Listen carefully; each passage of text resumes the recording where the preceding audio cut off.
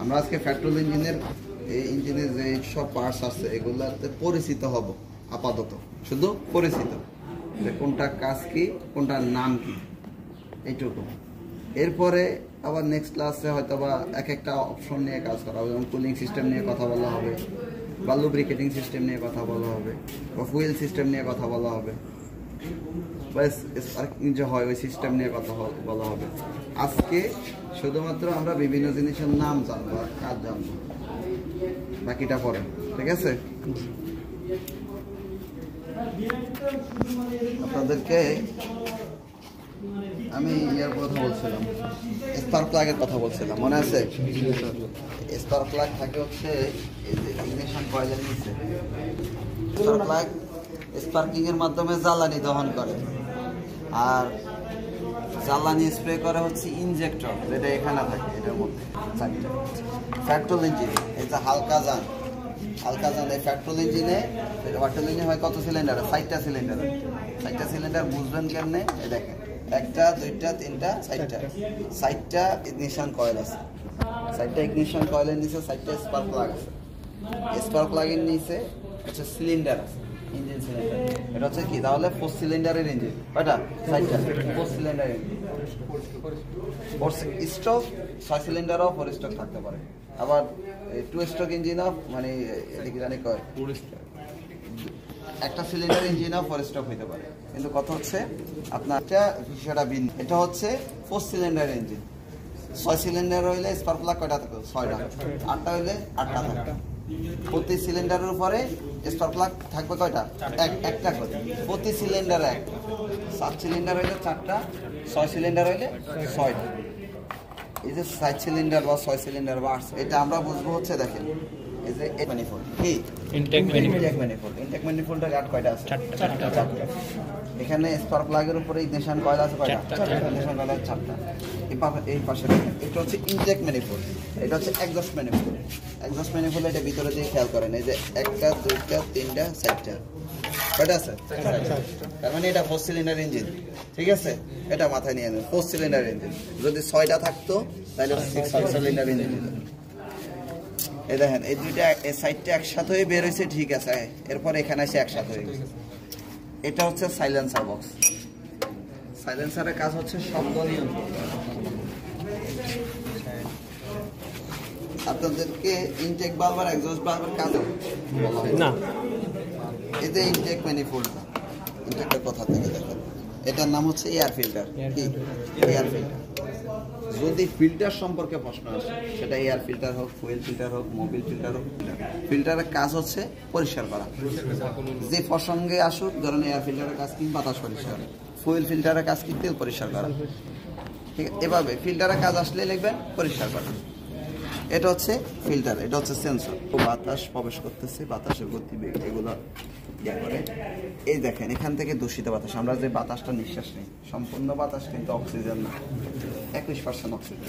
বাকি সম্পূর্ণটাই ফুসফুসে, এর ভিতরে আর যায় না, এর আগে বের হয়ে যায়। এই যে দূষিত বাতাসটা কি করে? এয়ার ফিল্টার নাই নিয়ে এই যে এখান থেকে বাতাস থেকে বাতাসটা এদিক দিয়ে গিয়ে এখান থেকে এখানে আসার আগেই এদিক দিয়ে গিয়ে এদিক দিয়ে আসতেই বাতাসটা কি হয়ে যাচ্ছে? থেকে যায়, মানে ধুলাবালি সব এটার ভিতরে রয়ে যায়। এয়ার ফিল্টারের ক্লিনারের মধ্যে কি থেকে যায়? ধুলাবালিগুলো। পরিষ্কার বাতাসটা এভাবে এটা হয়ে ইনটেক ম্যানিফোল্ডে চলে আসে। ইনটেক ম্যানিফোল্ডে আসা, ইনটেক ম্যানিফোল্ডে সিলিন্ডারের মুখে দুইটা বাল্ব আছে, এখানে 2টা আছে, এখানে 2টা আছে, এখানে 2টা আছে। এগুলো এই বাল্বগুলোর নাম ইনটেক বাল্ব। এই ইনটেক বাল্বগুলো যখন খুলে যায় তখন বাতাসটা সিলিন্ডারের মধ্যে প্রবেশ করে। ঠিক আছে? পরিষ্কার বাতাসটা।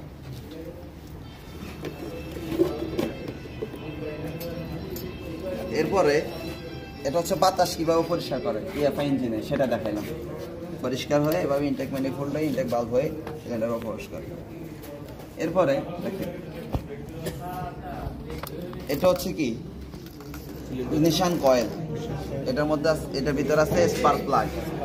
স্পার্ক প্লাগ কি করবে? স্পার্কিং করবে। এটা হচ্ছে ফুয়েল গ্যালারি। এই যে এটা হচ্ছে ফুয়েল গ্যালারি। এটার নিচে যেগুলো হচ্ছে ইঞ্জেক্টর। ইঞ্জেক্টরের কাজ হচ্ছে জ্বালানি স্প্রে করা। এই ফুয়েল ট্যাঙ্কি থেকে তেল আসবে ফুয়েল গ্যালারি থেকে ইঞ্জেক্টরে তেলটা নিয়ে ইঞ্জিন সিলিন্ডারের মধ্যে তেল স্প্রে করবে। এদিক থেকে বাতাস যাবে, ইঞ্জেক্টর তেল দেবে, এই দুইটা দেবে, স্পার্ক প্লাগ স্পার্কিং করবে। আর দূষিত যে বাতাসটা আমরা বের হয়ে যাইতে দেখি গাড়ি থেকে বা বাইক থেকে, সেটা এক্সজস্ট ম্যানিফোল্ড হয়ে সাইলেন্সার পাইপ থেকে বের হয়ে যাবে। এভাবে মূলত সব প্রত্যেকটা জিনিস তেল, বাতাস, তারপরে হচ্ছে স্পার্কিং সব সিলিন্ডারের মধ্যে হয়। হওয়ার পরে দূষিত বাতাসটা এক্সজস্ট বাল্ব হয়ে এক্সজস্ট ম্যানিফোল্ড হয়ে সাইলেন্সার হয়ে বের হয়ে যায়। শক্তিটা এভাবে উৎপন্ন হয় এবং কি দূষিত বাতাস। এটা হচ্ছে মূল প্রসেসটা ইঞ্জিনের মধ্যে যেটা হয়ে থাকে।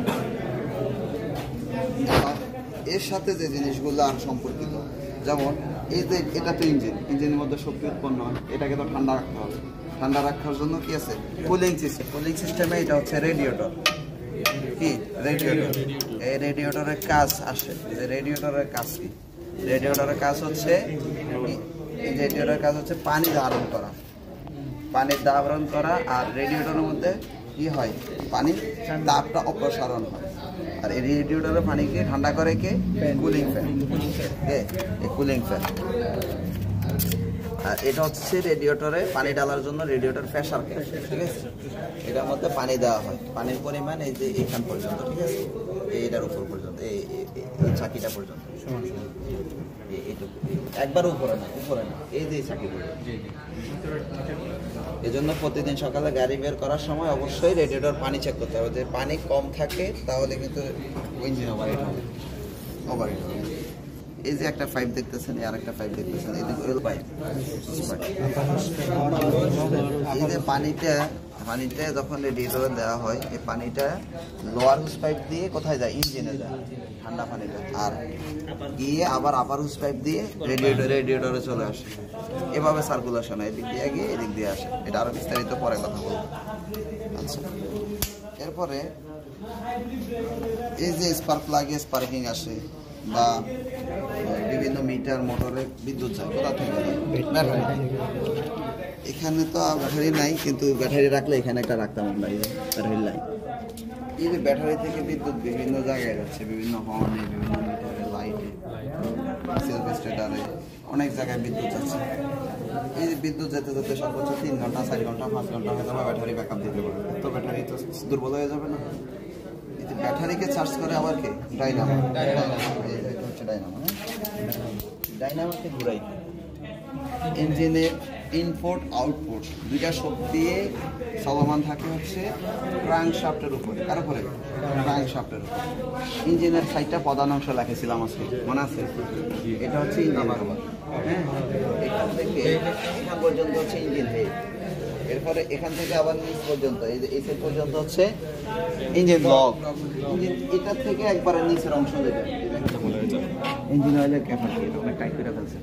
এটার মধ্যে মোবিল দেওয়া দিলে মোবিল একবারে নিচে চলে, মোবিল সাম্বার বা ওইটার ওয়েল সাম বলে, কাকরেজ বলে, ওখানে মোবিলটা থাকে। মোবিলটা কেন দেওয়া হয়? মোবিল দেওয়া হচ্ছে এই যে ইঞ্জিনের মধ্যে ঘূর্ণয়মান অনেক যন্ত্রাংশ আছে, ওগুলা কি করা? পিচ্ছিল রাখা এবং ক্ষয়রোধ করার জন্য। আর মোবিলের পরিমাপ চেক করার জন্য একটা ডিপি স্টিক থাকে, এর ভিতরে ভিতরে ঢুকে ফেলছে। ওই গাড়িগুলো তো মনে হয় দেখাইছে আপনাকে, এই ডিপি স্টিক। এটার নাম হচ্ছে ডিপি স্টিক বা মোবিল গ্যাস। এটা সম্পর্ক কিন্তু প্রশ্ন থাকে। এটার কাজ, যে কাজ হচ্ছে মোবিলের পরিমাপ চেক করা। ঠিক আছে, এটা হচ্ছে টাইমিং বেল্ট। এটার ভিতরে যেটা, সেটা হচ্ছে ক্র্যাঙ্কশ্যাফট। ক্র্যাঙ্কশ্যাফট যখন ঘুরে তখন এই টাইমিং বেল্ট হয়ে চাকিগুলো ঘুরে একসাথে। এটা ঘুরলে এই যখন ডাইনামাকে ঘুরাই, ডাইনামা বিদ্যুৎটা উৎপন্ন করে। এই বিদ্যুৎটা উৎপন্ন করে আবার ব্যাটারিকে চার্জ করে, তার কারণে ব্যাটারি চার্জার দুর্বল হয়। তারপরে গাড়িকে যে স্টার্ট করে সেটা কিভাবে করে? এটা হচ্ছে সেলফ স্টার্টার। দেখছেন, সেলফ স্টার্টারের মাধ্যমে কি করে? গাড়িকে স্টার্ট করে। এই যে মোবিল যে ইঞ্জিনের ঘূর্ণয়মান বিভিন্ন যন্ত্রাংশের মধ্যে যায় বা ইঞ্জিনকে ক্লিন করে, পরিষ্কার করে। তাহলে একটা জিনিস যখন একটা জিনিসটা পরিষ্কার করে, সেই জিনিসটা ময়লা হয়ে যায় না? এই ময়লা মোবিলটা আবার পরিষ্কার করে এই যে মোবিল ফিল্টারে, ঠিক আছে? এই যে মোবিল ফিল্টার, এই মোবিল ফিল্টারে। এই জন্য যখন আমরা মোবিল চেঞ্জ করব তখন মোবিল ফিল্টারটাও চেঞ্জ করতে হবে। অনেক সময় যখন এয়ার ফিল্টারের এই কাগজটা এখানে না থাকে, 4 সিলিন্ডারের ইঞ্জিন, এটাতে দুইটা ম্যানিফোল্ড আছে, একটা হচ্ছে ইনটেক ম্যানিফোল্ড, এটা হচ্ছে এক্সজস্ট ম্যানিফোল্ড।